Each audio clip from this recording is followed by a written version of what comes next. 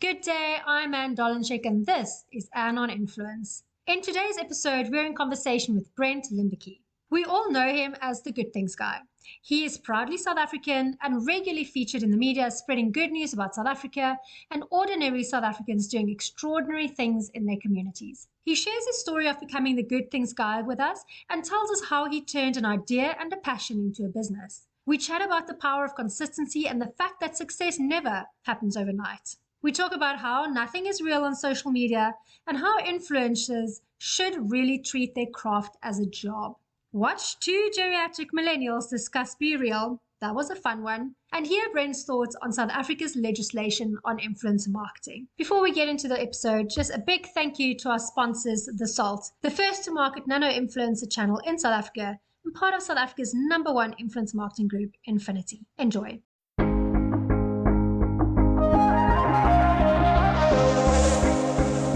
So these days, when it comes to digital marketing, the magic is often found in getting the right person to create and post content. This is where theSALT steps in. We generate and grow a dynamic database of real influencers, real people with real relationships within their highly engaged online communities. We know our people and we know what excites them, and that allows us to really pinpoint the right influencers for your campaign. Morning, Brent. Thank you so much for joining us today. Really thrilled to have you. And I think before we get into our conversation, first tell us about who is Brent? Who and where did the Good Things Guy start?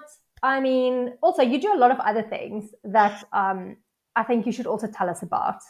Cool. So first of all, it's an absolute honor to be on your show. It's always rad to be interviewed by other South Africans who want to know the story of Good Things Guy and this gift that I've been given to tell good stories to South Africans and the world.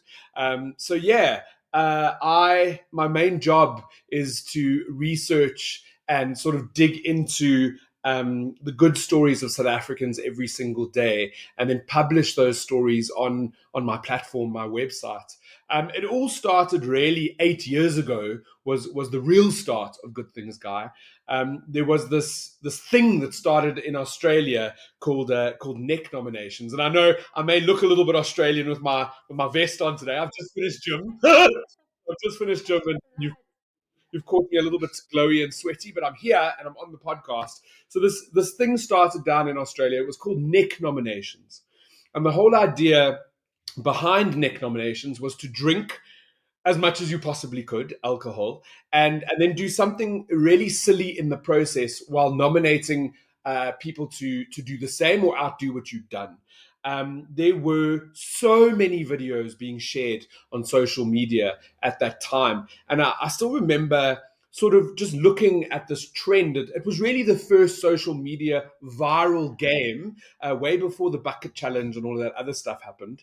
But it was this viral game. And I just thought to myself, first of all, why are people not being more responsible with what they share online? Like now we've learned that lesson, right? As the world has sort of seen, if you wouldn't put it on the front page of a newspaper, don't put it on your social media. The second thing was why weren't we rather choosing to do some good with our social media? And that came from just this place of, we live in South Africa where it's really tough. We know what the poverty stats are. We see people in need every single day wherever we go. I got neck nominated. I decided instead of drinking that I would try and do a sort of act of kindness. Was really what I wanted to do. And the only thing I could think of was to feed someone in need. So just before lunch, I headed to my local sort of fruit and veg city. I grabbed my colleague. I said, "Come with," and I got an extra sandwich, a chocolate, and a cold drink. And that was it. On the way back to the office, I threw my phone at her. I said to her, "Capture this," which she did. I handed over that meal. I went and uploaded that first YouTube video that I'd ever put up. I put it up onto YouTube, and it went viral. Within a couple of minutes, the video shot to 301 views. And I was blown away. I was like, "That's crazy! I made it!" What I didn't realize at the time is that when things back 8 years ago started going viral on YouTube. They needed to make sure that it wasn't anything untoward. So that night I went to a friend's birthday dinner, and she said to me, Brenty, so proud of you. Can't believe the videos had over 10,000 views. I can't believe that people have started to choose to take their neck nomination and do a random act of kindness instead. I was so overwhelmed. The next day, the video had hundreds and thousands of views, and there were all these people around the world that had started taking up this random acts of kindness initiative, which was just beautiful to see, and really such a gift to be a part of. But what that process did, what the journey did, was really made me realize that there are good things happening, not only in South Africa, but the world. And I wanted to tell those stories to more people. I wanted them to feel that same gees, that feeling that I had. It took me a year. I did a bit of radio in between. I was on Cliff Central for a while, and then I launched Good Things Guy on the 1st of August 2015, my mom's birthday, actually. I forget that it's the same day, but it's a good memory to have. And that this platform has just grown leaps and bounds. It really has. I keep calling it a gift because that's what it was. It was never a business plan. It was never an idea to start what is now South Africa's top good news site. It was just this idea to share good news with the world. And you say that I do so many different things. It all fits under really the Good Things Guy banner. So yes, I write. I've got writers that work for me now, journalists. So I edit articles. Had to learn how to do that because I never studied journalism, but I've been in it for a couple of years now. I do radio, so I've got 2 radio shows, little features that I do up here in Joburg and Cape Town. I do talks, so that takes up a chunk of my time. Is sort of traveling around the country, going and seeing different corporates, and spreading this message of hope in South Africa, which is vitally important, I think, to that balance, the other side of the news. And then every now and then I get to do TV too, which is pretty cool. That's always a treat. But yeah, that's the Good Things Guy universe. Oh, and I've got a podcast. I forget about that. So it's called The Good Things Guy, and it used to be with Cliff Central. It then moved to Jacaranda, and it's now completely independent. It's 7 years old. It's got a whole bunch of followers, and all that I do is I speak about the good things that are happening in South Africa. Wonderful. So everyone go listen to it because it's totally, and I think you're right. There's so much bad news in the world these days that it is so nice just to have a little bit of ray of sunshine to see that there is still really good things happening, because there's a lot of good things happening amongst all the bad. And just also that hope. I think to your point, it's so important, especially in a country like South Africa, where we sometimes feel helpless and hopeless. Yeah. And thinking everything is just going down. And then you read your website and your stories and you're like, come on, there's still great things happening. Totally. And that's why it matters, right?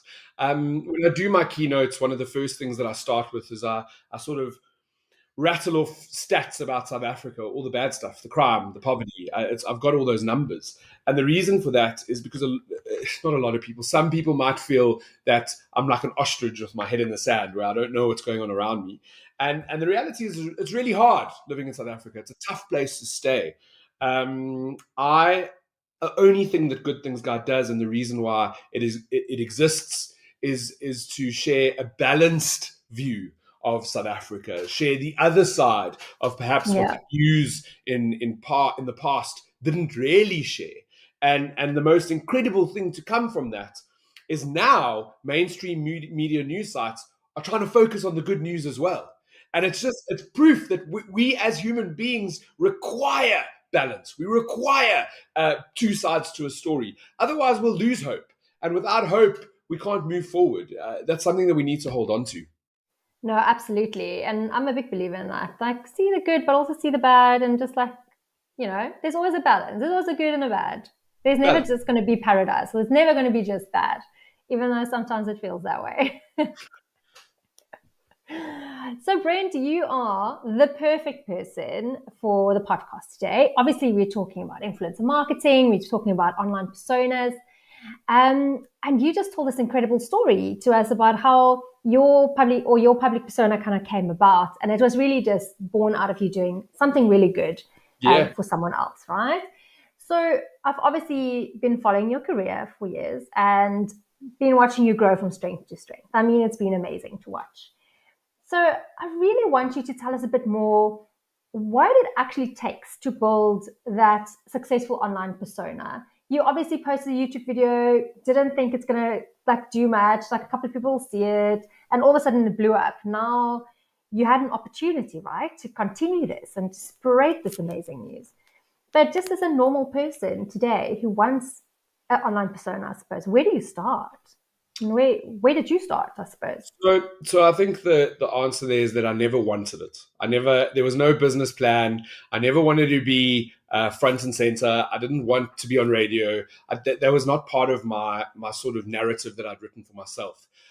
In my past iteration, my past life, I worked in events, sort of brand activations. I had a little agency that I worked for. What I believe and the reason why Good Things Guy works, first reason, there was nothing like it. So it was so new and so fresh 7 years ago that it was just like people wanted that good news, and they were sort of engaging with it quite amazingly. They still do, but there was nothing like it then. I think when we speak about brands or doing something and creating something, you need to be consistent. You need to be consistent. Well, take a step back, actually. So let's do this. This is something that I do in my talks. I speak about the fact that there are nearly 8 billion people in the world. Nearly, right now. That's a huge number. There's nearly 8 billion people in the world. Massive. My belief is at any given point of time, there's at least, I would say, 10,000 people thinking a very similar thought to you. So whatever that idea is, whether it is a business idea or community or something, they have a similar idea to you. The difference between you and, let's say, and I'm talking about the viewers and the listeners here, the difference between you and perhaps a person that starts a charity, or a person that creates a business, or Elon Musk. The difference between you and Elon Musk, forget about the money for a second. I was going to say billions and billions. The difference between you and an Elon Musk is that these change makers, these crazy people that do amazing things and extraordinary things, they take these ideas that we have and they put them into action. That's really the start of anything, is putting it into action. We can all have great ideas, but until you make that move to put it into action, it just remains an idea. So what I did is I put it into action. I wanted to tell these stories to more people. I did it on the podcast on Cliff Central. I then created the website to sort of go with that and reach a bigger audience. And that's where it really grew. The reason after that action why it grew was consistency. So I didn't just think of an idea and then work on it every Tuesday or whatever. I work on my craft every single day. And for the last 7 years, I have written, edited, or worked on a story every single day. I have never taken a day off. I travel extensively. I get to see the world. I've got this great side of my job where I get to tell stories from different countries for South Africans.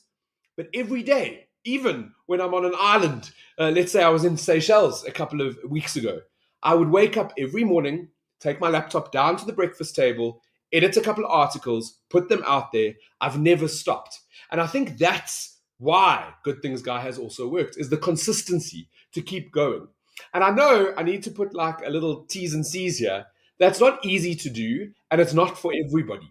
Like working at a job 7 days a week, 365 days a year is not great for everyone. It's not a thought that people will be like, yeah, I want to do that.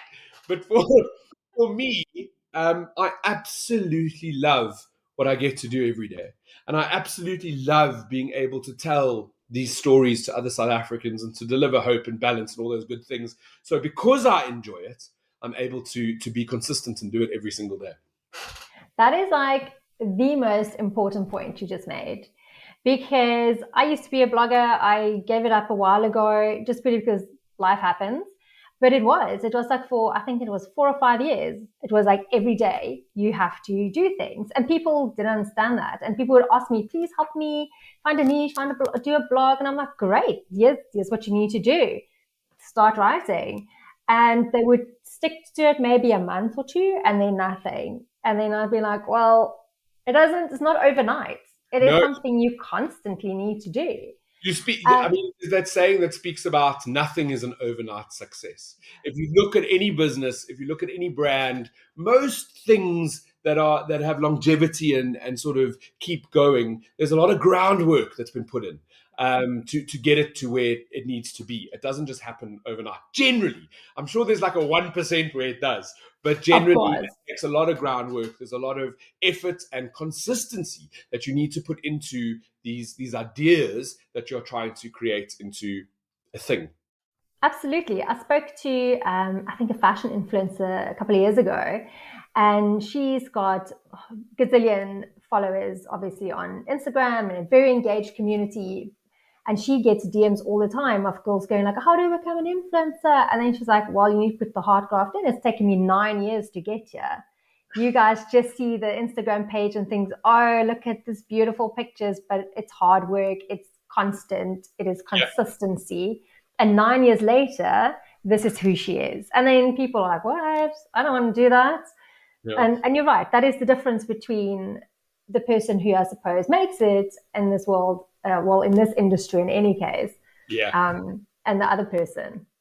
And also to do what you love. If you're not going to do what you love, you're going to hate getting up every morning and write an article or yeah. edit an Exactly. article or taking beautiful content and distributing that. So, absolutely. Then my next question is, back in the day when you and I kind of started online, not so long ago actually, the world just grows very quickly. There was the basics, right? Facebook, Twitter, blog sites, and then Instagram kind of came along at some point. Yeah, Now there's so much. There's literally a social media like channel for everything, right? I don't even know half of them. Sometimes I look, I'm like, what is this? Never heard of this. And then there's obviously blogs and everything online and websites. Like there's so many things. So if you start out, how do you actually decide or discover which platforms are good for you and which is not? Because I'm a big believer in saying like you don't need to be on everything. yeah, yeah. And So some people try that, right? They're like, let's just go balls to the wall. it's difficult, right? So for Yeah. me, and the only thing that I can go back to is what's mine and what I know. So Good Things Guy was really born on Facebook. The first iteration of it was a Facebook page, and I'm talking 7.5 years ago. So when I started sharing this good news, it was on a Facebook page, and that grew. Now, Good Things Guy is on every platform. So for me and for the business, different readers will get the articles or the information on different places where they live. So we have the website. Some people come organically to the website. They wake up in the morning. It's in their browser. They go into their browser and they sort of read what the top stories are from the day before, whatever the timeline is. Some people use our app, so we have an app as well. They'll go into the app and sort of get the news. Then there's a whole portion of people that are on Facebook that read the Facebook news. So they'll see the article, they'll click through, and then they'll be able to read that. On Instagram, it's a different world because the hyperlinks are not allowed. So No. they what Link they in bio. what they're doing is engaging with the visual aspect. So they're sort of liking the photo, commenting on the story without really knowing what the full story is, which is sometimes a problem.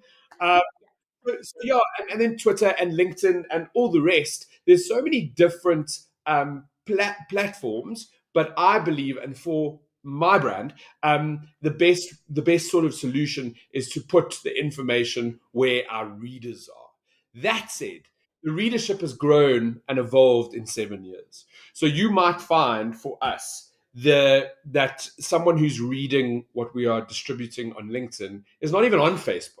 So that's why we've sort of done that. But you're 100% right.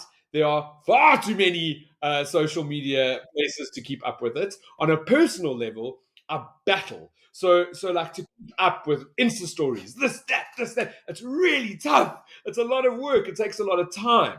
But I think the advice that I have, and you asked where to start on what is comfortable for you.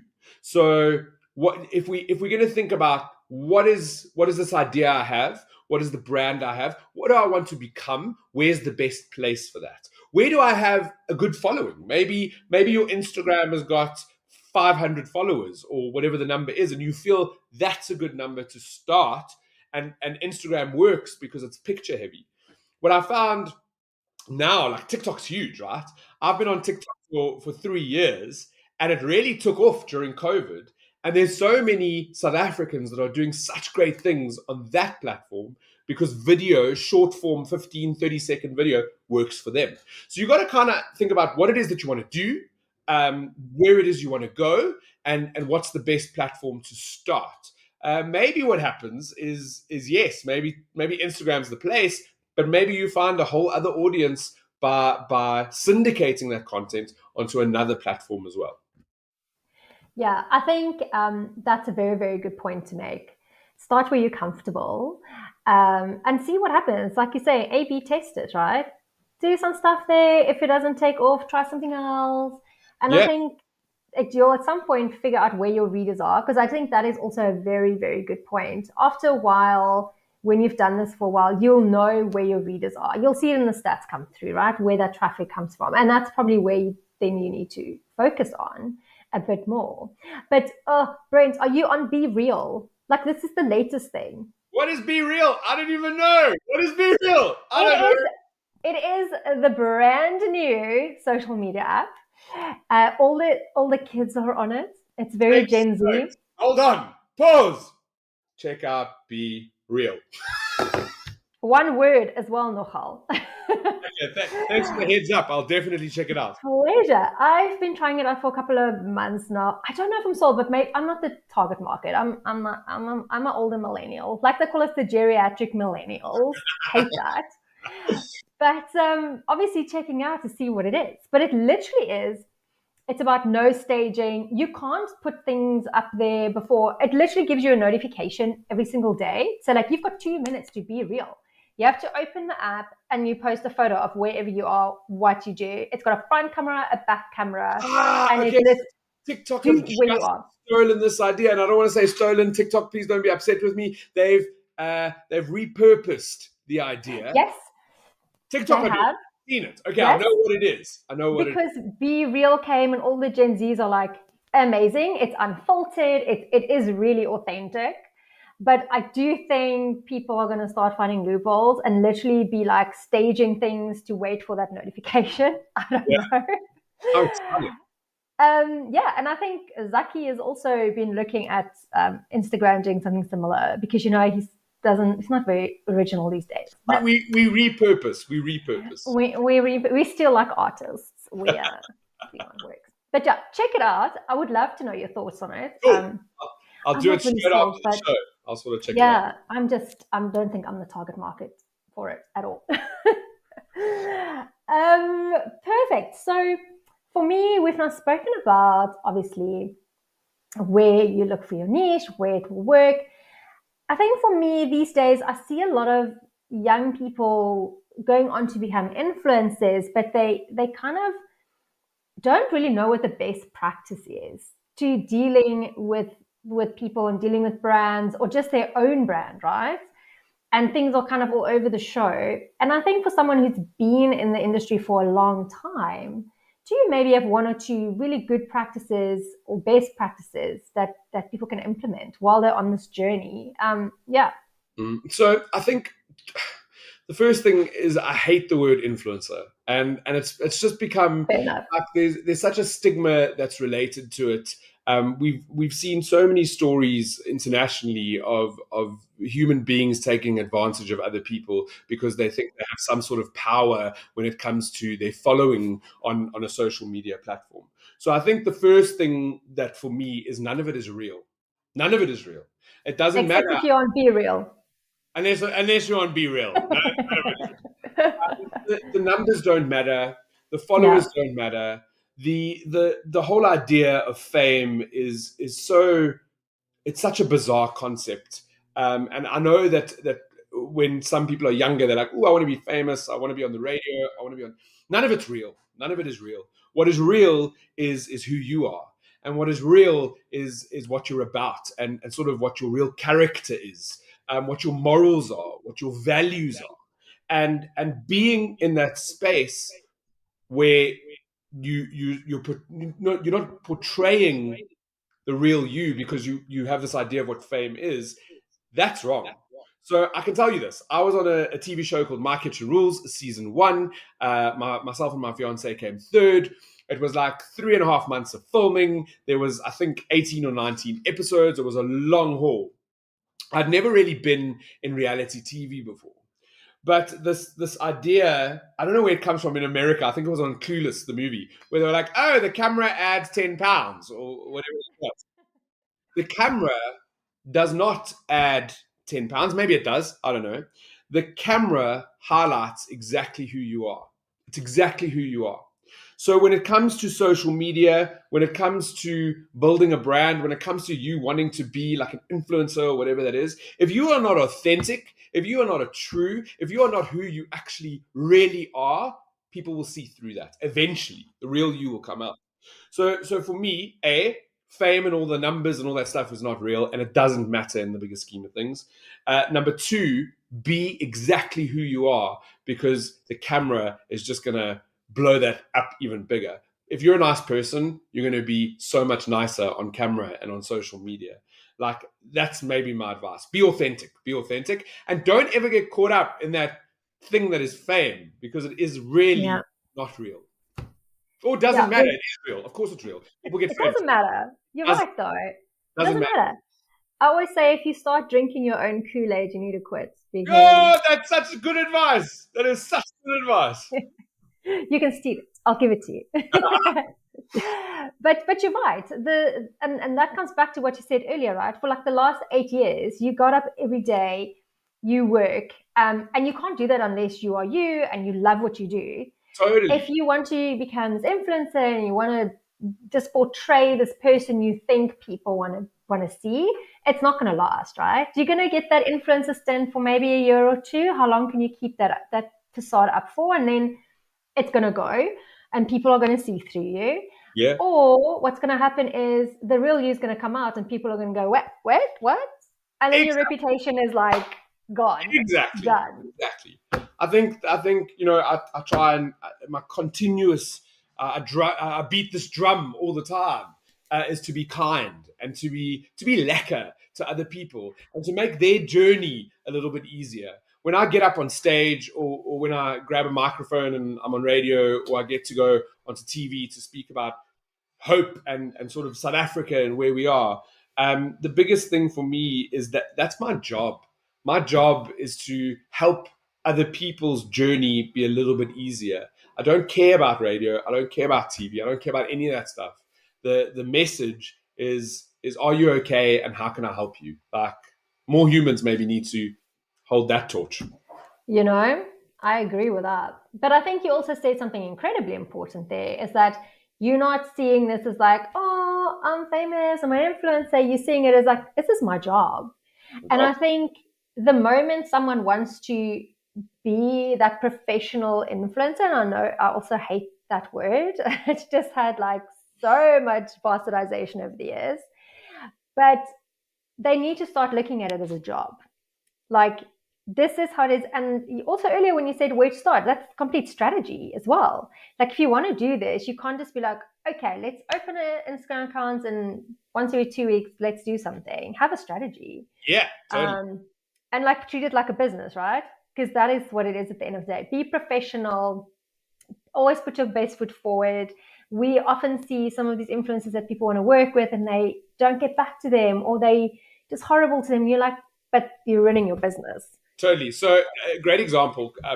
There was a DJ. I don't want to mention his name because I haven't asked his permission.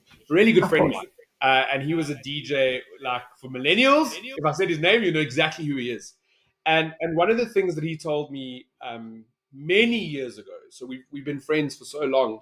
He's still on the scene. But one of the things that he told me is that when he's at a club or at an event or at a festival and he's behind his decks and he's working, he doesn't touch a drop of alcohol because that is his desk right there. His That's job. it. That's his desk. I'm there to deliver something for you. I'm there to do my job for you. I'm here and I'm taking it seriously. And yes, when it's over and the client's happy, he'll pop open a wine or a beer and Of it's all course. good. But when he's there and he's being paid to be there for a duty that he's doing, then that is his job and that is his desk. And that's the way I see like everything when it comes to whatever you're doing. You give it your all and you make sure that the person that is paying your bill is happy with what you're doing. Absolutely. Sterling advice right there. So this is a great segue into, I actually want to talk about influence marketing with you, because obviously you get involved with some campaigns. So I want to know, and I love this question, is what was like the first brand campaign that you participated in? And what was your experience? So I can't even, I mean, it was so long ago that I can't actually remember what the first brand campaign that I ever did was as Good Things Guy, but, Yeah, or as me, as like my brand or whatever that is. But remember, I come from events and brand activation sort of space before this all happened. My experience is to be as professional as possible, to be prepared. So preparation is key to whatever you're doing. I yeah. now get up on stage and I deliver keynotes. I don't know what month we're in, but I think I did 12 in October. September and sort of 10 in Jeez. October. It's a lot to get up on stage and to be traveling around the country. When I'm on tours and when I'm doing those keynotes, I don't party. I don't expend my energy for 2 or 3 days before I have to get on stage. So I don't see friends. I don't see people. I don't drink. I sort of look at the job for what it is, and I know what I've got to do, and I know where I got to be, and I focus on the end task, which is really a big thing for me. Energy is hugely important. I found that working in this field, when I get up on stage and I am doing these keynotes, a lot of people draw energy from me, so it's quite exhausting. It's quite an exhausting experience. And so preparation would be the first thing. Second thing, taking your job seriously because it is a serious job, and then thirdly, which is maybe the most important, is have fun. Everything in this life is an adventure, and we only have one life. So whatever you're doing, be serious about it, but have fun at the same time because it is really an adventure. I can't agree more with that though. And that's a really, really good tip. So thank you for that. And I know you can't remember the first brand you No were idea. involved with. Like it doesn't even. I don't even know. What's the earliest one you can remember though? Because I'm really curious to know how things have progressed and changed in the industry with working with influencers from then to 2022, where I think it's a much more professional industry now than what it used to be. God, it's so tough, eh? So you know what the challenge is. Tell There's me. two sides to me and my business. The Of one course. is Good Things Guy is a media house. So as Yes. a media house, we do banners, we do advertorials, we do that sort of thing, and that's always been consistent. We've done the same sort of thing since we started. On the other hand, as me, I mean, you talk about it changing. Now there's apps where you can load your profiles on. The one is called Webfluential, the other one's called Humans, with a Z, and there's a couple of more that are out there. And then they sort of judge your followership, the size of your followers. They judge the engagement. They've got all these metrics to really understand who you're speaking to, so the target Yeah. audience, how engaged they are with what you put out there, and if it fits the right brand. I think 7, 8 years ago, a brand would come up to someone who had however many followers, and it was like spray and pray, which in marketing is a term that they use where it's like putting flyers the windshields of cars. You sort of Everyone. just put them all on the windshields, and you hope that someone's going to pick it up and not throw it away. They're going to read it, Yeah. and then they're going to sort of phone you or do something with your brand. The other side to a marketing plan is the total opposite. So we talk about spray and pray, and that's because they use the analogy of a gun. The other one is sort of like a sniper rifle, where you look at who you want to speak to exactly. So you go, right, my brand needs to speak to gent who lives in sort of Joburg area, who is 32 years old and who likes, I don't know, who likes chocolates. Like that's who I want to speak to exactly. And the metrics on the apps that they have now can do just that. So they can understand exactly who they're speaking to. And I think the influencer model when it comes to marketing, that's what's changed a lot, is that it's more targeted and the brands know who they want to work with because they know who they ultimately want to speak to. It's also about, and I'll go back to authenticity. So being authentic to who you are. In the past, 7-8 years ago, there were people that would promote whatever came their way. It was literally like there was a celebrity who got into so much trouble. I'm not going to say he or she, we'll call them a they because I don't want to give it away. But they had been given a cellular telephone and they had to market that cellular telephone. I know who this is. And they were going on holiday and they took a photo of whatever, and they were like, "Oh, look at my beautiful photo that I took with my new, I'm going to use a different brand, my new Coca-Cola phone. It's so great. Look at the quality. Can't wait to get to where I was going to." And I think they tweeted it. And they did. The bottom of the tweet was like taken with an iPhone. I think it's. Yeah, I remember that. It caused a lot of ruckus because thoughtless. Totes. Again, unprofessional, no preparation. And also not really using the tool. So I'm going to take your money. I'm going to put the post out there, but I'm not really actually, I don't care for the product. So I think that's another change, is that a lot of people that are using whatever platform they have to promote different ideas, concepts, brands, they're also choosing who they want to work with.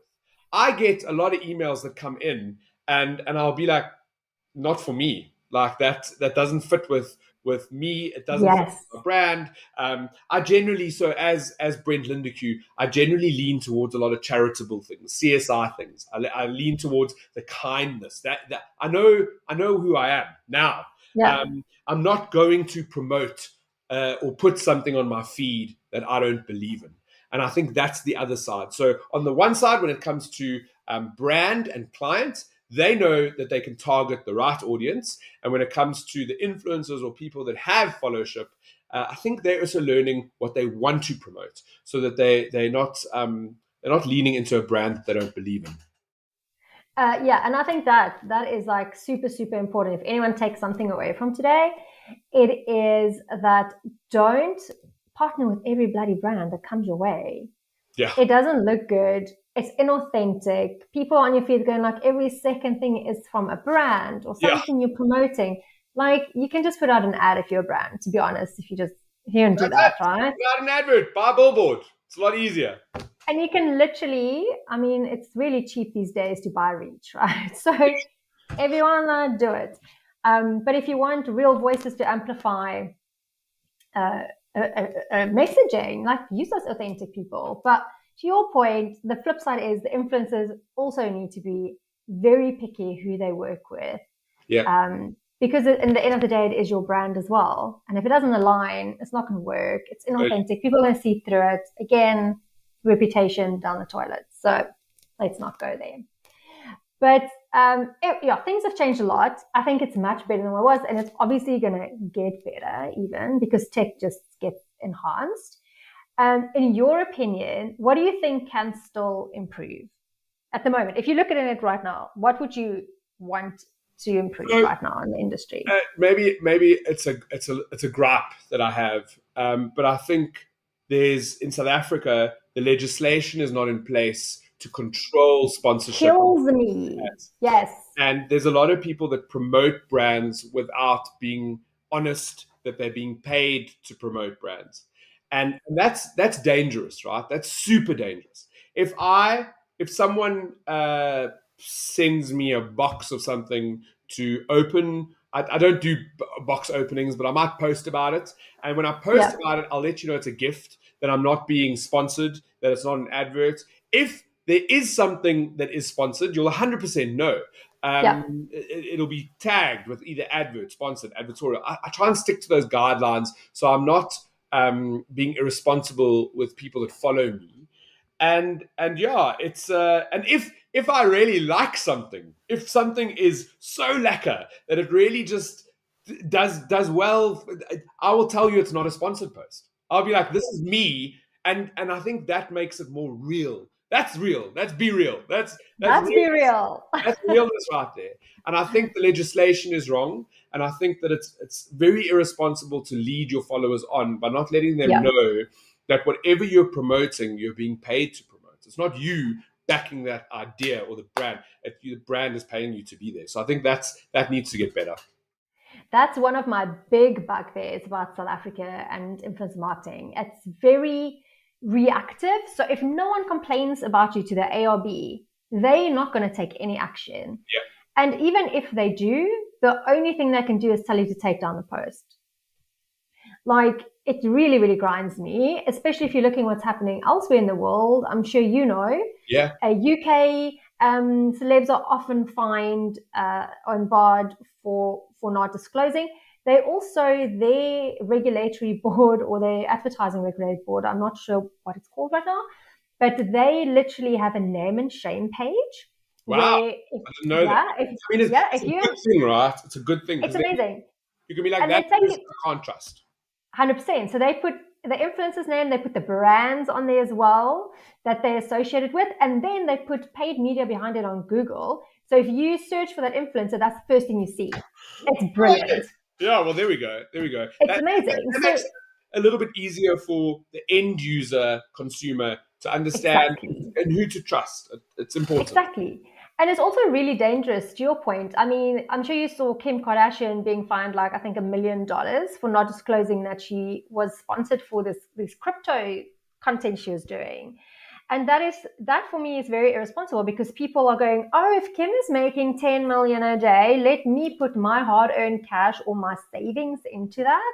And then it crashes, and then what happens? Yeah. She's not responsible. So she was paid $250,000 for that, and she was fined $1 million. And I was like, fantastic. Yeah, let's do it. It's the same thing with the it happened. There was a huge uproar internationally with regards to the celebrities pushing the teas that help you lose weight, and like drinks that help you lose weight. And the problem with that, again, it's irresponsible, right? Because then you're like, okay, this tea is going to help me lose weight, and then you don't eat properly, when actually the celebrity's got a personal trainer that's training them twice a day. They've got a chef that's cooking them food, and they've never nutritionist. But they're all like, this tea's great. So I get what you're saying. It's got that responsibility behind it as well. It's so important. Absolutely. So you're not on the same page. I think it is something that really needs to be looked at. And I used to be so petty, Brent. I don't do it anymore. But I used to, whenever I go onto Twitter and Instagram, and sometimes, I think because we're in the industry, we can tell when something is a sponsored post or not. Totally. We spot it fairly easily. So when someone wouldn't say hashtag, I'd literally just comment #ad. Yeah. Hashtag ad. Yeah. Yep. People get really upset with me. But I was just You're like our very own advertising board. Good on you. Thank you, but it's a bit petty, I know. But I just feel people need to know. People need to know. Totally. So in an ideal world, right? Let's forget the real world let's not be real right now. Let's be in the ideal world of Brent Lindeque. Yes. Influencer marketing. You can literally, in the next couple of years, make it what you want. Like, what do you want it to be, ideally? Repeat that quickly. What would you want the industry to look like in the next couple of years? Like, literally, in an ideal world. So, in an ideal world, I would want, let me think about this. If we look at influencer marketing, I guess, I don't know. I mean, I don't, I don't know. What a hard question. What a hard question. Never thought I'll see you without words. No. So, I mean, like, influencer marketing is what it is, right? There was that the Netflix documentary that came out called The Social Dilemma. And Yes. when the social dilemma came out, there was a lot of people that were going like, "What? I can't believe this is happening. I can't believe that I'm being influenced," and like they were quite It's upset. like, I was like, really? You, what? If What? you've studied marketing, you would Yes. know that influencer marketing was around way before social media. Yeah. And when you would watch a TV program or a movie or open up a magazine, that you would be influenced by an advert, by a picture. But when movies, they used to put so many products in movies that you didn't even know were there. But then you'd walk out of a movie house and you'd be like, "Oh, I That's really need looking to buy nice. this," or whatever that is. So Yeah. it's always been around. Perhaps I don't know what I want or where I want to see it go, but maybe I want people to be more aware that it's happening. Maybe that's what I want Love it. in an ideal Yeah. world, that it's happening around us, that we're all cognizant that we're constantly being influenced. I think in advertising, they say you need to see a brand 7 times for it to start Yes. to resonate with you. So whether Yes. that's magazine, social media, billboard, TV, whatever it is, maybe as consumers, we need to be more aware of that and more aware of the fact that we are being influenced. And then, Yeah. we can make better informed decisions. Yeah, maybe that's it. I love that. Because it is. Because if you know more, you can do better, right? So if Good. you know, I'm seeing this on a billboard, I'm opening my laptop, I'm seeing something on News 24, and I'm seeing it on my social media, and all of a sudden I'm going like, oh, maybe I should check it out. That was designed. It's a strategy. Totally. Totally. But you were saying influence marketing obviously has been around forever, and it has. It just never had a name, right? And I was just thinking, I was reading this article the other day. I think it was in the 18th century, where this teapot maker, he literally scented like a beautiful set of teacups and teapot he made. He was like a porcelain guy, sent it to the Queen in England to use. And she loved it and she would use this. And she became his influence and everyone started buying his tea sets because of that. And I'm like, that was influencer marketing. Influencer marketing, been around forever. Forever. And then in the 80s, I mean, come on, Back to the Future, Marty McFly with those really cool Nike shoes. We all wanted those shoes. And you go like, Nike, there you go. We didn't even know. Exactly. We're just like, Marty McFly is very cool. So I want you to impart some wisdom on us, right? Just some tips, and I know you've given us quite a bit already. So maybe just 1 or 2 extra tips for aspiring influencers. The pitfalls, maybe, because I feel like we've been in the industry for a long time. We maybe know the things that people might not know that they should kind of steer away from. Yeah. So I think I'll leave you with one really big tip. Don't allow people to take advantage of you, ever. If you have built up a followership, if you've built up a brand, if you're trying to build up a brand, sometimes you need to do as much work for free or kind of do things that Yeah. maybe like post stuff for free because you want to get in with that brand. Remember that ultimately everybody's running a business. Everybody's got a business. Brands have businesses. If you've got 100,000 Instagram followers and someone's giving you a dress for free so you can post about it, you still need to charge for that dress. You still need to charge for the post. Sorry, the dress is not payment. It took me a long time to learn to say no to exposure. It's a great, like, I'll pay you with exposure. We'll put you on It's a like, billboard. Exposure doesn't pay your house. no, You no, can't it go to the doesn't. bank and be like, look at all the exposure I got. Like, give me this house. I'll give you exposure on Instagram. I So promise. It'd be great. don't allow people to take advantage of you.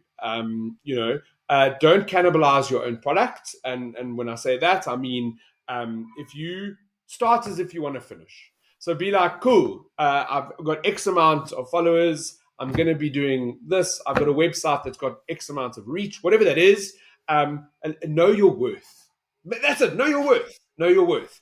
And don't let people take advantage of you. It's a cruel, cruel world out there if you're going to put yourself in that position. Oh, I love that. And I think that's very, very good because to your point, everyone kind of starts out and then they think they have to do things to exposure, which you do in the beginning, but you also need to have a cutoff point for that saying like, I'm good now. Now it's time to pay up. Totally, totally, Thanks. totally. Yeah. So Brent, that brings us to the end of our chat, and I've had so much fun with you. And thank you for just sharing your immense wisdom about the It's industry.